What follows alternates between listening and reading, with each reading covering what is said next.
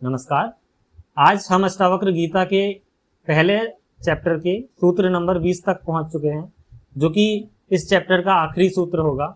आइए जानते हैं अष्टावक्र राजा जनक को आत्मा के बारे में और क्या डिटेल में बताते हैं। अष्टावक्र कहते हैं, एकम सर्वगतम व्योम बहिरंतः यथा घटे नित्य निरंतरम ब्रह्म सर्वभूत गणे तथा। अर्थात जिस प्रकार सर्वव्यापक आकाश घर के बाहर तथा भीतर कण कण में समाया हुआ है, उसी प्रकार ब्रह्म भी सदैव ही इस विश्व के बाहर और अंदर सभी जगह समाया हुआ है। इस जगत में ओतप्रोत है।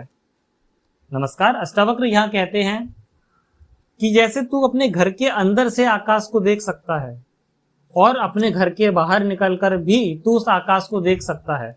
आकाश तेरे घर के अंदर से भी दिखाई देगा और तेरे घर के बाहर से भी दिखाई देगा। उसी प्रकार से यह ब्रह्म है, यह आत्मा है, जो तेरे अंदर भी दिखाई पड़ती है और तेरे बाहर भी दिखाई पड़ती है। यह आत्मा कण कण में विकास करती है, कण कण में रहती है। और जब यह आत्मा कण कण में रहती है, हर जगह पर रहती है, तो इसको खुद से अलग कैसे जाना जा सकता है? इसे खुद से अलग नहीं जाना जा सकता। तो वही चेतन आत्मा है। जब तू इस आत्मा के बारे में जान जाता है, तब तुझे आत्मज्ञान की प्राप्ति हो ही जाती है। अष्टावक्र यहाँ पर राजा जनक को आत्मज्ञान के बारे में पूरी तरह से बता चुके हैं। अगले अध्यायों में जो अगला अध्याय आएगा, जो चैप्टर नंबर 2 होगा, वहां पर हम जानेंगे कि अष्टावक्र ने जो भी राजा जनक को समझाया, क्या राजा जनक उन बात को समझ भी पाए? ऐसा तो नहीं कि सिर्फ अष्टावक्र ने कह दिया और राजा जनक ने सुन लिया। क्या राजा जनक उन बातों को समझ भी पाए? हम यही जानेंगे कि क्या राजा जनक उस आत्मज्ञान को प्राप्त कर पाए और राजा जनक किस तरह से अष्टावक्र को यह विश्वास दिला पाते हैं कि उन्हें आत्मज्ञान प्राप्त हो चुका है।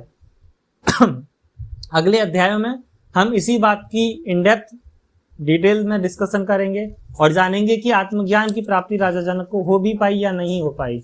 अगर आपने भी ये इस चैप्टर की सारी वीडियोस देखी हैं, उसके बाद हमको जरूर बताइएगा कि क्या आपको भी आत्मज्ञान समझ में आया, क्या आपको ये आत्मा का ज्ञान समझ में आया, या आपको अभी भी कहीं पर कोई कंफ्यूजन है।